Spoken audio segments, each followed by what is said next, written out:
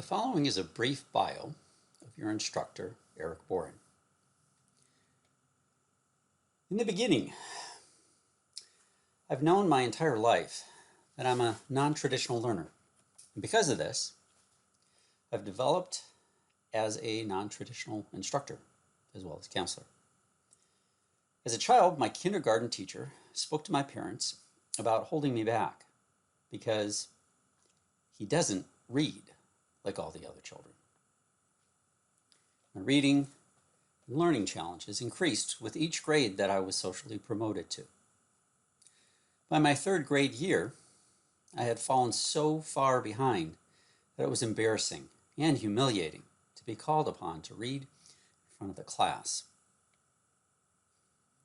As embarrassed and humiliated as I was not willing to give up. And if others were going to laugh at me, I would give them the best material to laugh at. And then decided to become the best class clown I knew how. Well, my talent was so advanced that my teachers first gave me a stage of my own, better known as the hallway. And then they gave me the most prized audience, the school principal. Throughout my elementary school, my reading and learning difficulties continued. Elementary school transitioned to junior high. Junior high then transitioned to high school. In high school, the only refuge I was able to find was the sports I participated in. Although the rules back then were much as they are today, that you can only participate and compete in those sports if you earn grades of C or better. I was not earning grades of C, definitely not better. I was earning grades of D and F. My senior year in high school provided me the opportunity to apply for college and university. I'm not originally from California. Instead, I'm from the state of Illinois. I applied to every major university in that state, and each one sent back a denial letter. One of my classmates and teammates shared with me that he had applied to a school out of state, and he was just as academically challenged, in more or less the same shape, as I was, and was unconditionally accepted to that school. And so was I. I was unconditionally accepted even though, as I later learned, I was a student who was applying with a 1.65 cumulative GPA from high school. I started my university experience at the University of Wisconsin at La Crosse. It was there that I started to learn how to be a student.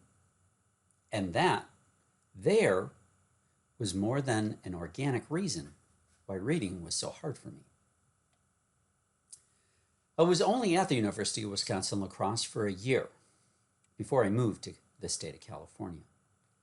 But as a result of what I learned, I was able to bring my GPA up to a 2.3.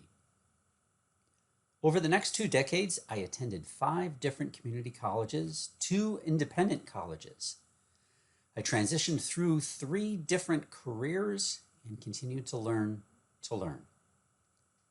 When I returned to community college, transitioning from my 4th career to my 5th career, I finally walked into the Disabled Student Programs and Services and requested to be evaluated for a possible learning disability. It was here that I learned about my learning disabilities. They include reading comprehension and cognitive auditory processing deficits. It is also here that I began to learn how I had been compensating all these years for my disabilities and how I would be able to develop other compensatory skills. I transferred from community college to San Diego State University. I completed a bachelor's degree in arts in psychology from SDSU, improving on my GPA to a 2.75. I applied and was accepted to graduate school at SDSU. I then finished my Master's of Science in Rehabilitation Counseling, improving further on my GPA to a 3.3. After completing my master's degree, I began teaching and counseling students with disabilities at the community college level.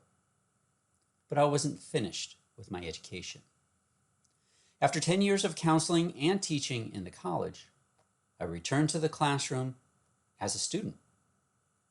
It took me 7 of the most challenging years of my life, but I completed my doctorate of philosophy, or PhD, in human services with a specialization in counseling, and I earned it with a 3.998 GPA.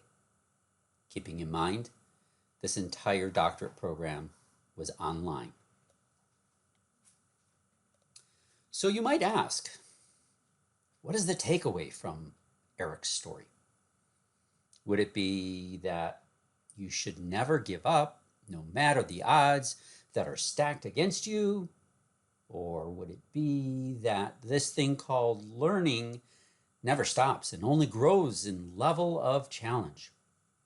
Or would it be that after all his experiences, he's not only uniquely capable of leading you through your learning process, but also highly capable of appreciating the struggle of your learning journey?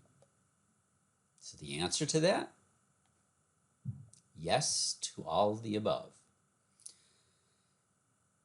Just as a side note, though I am currently in my 5th career, it is not necessarily my last. Stay tuned, because this is not the last chapter in Eric's career.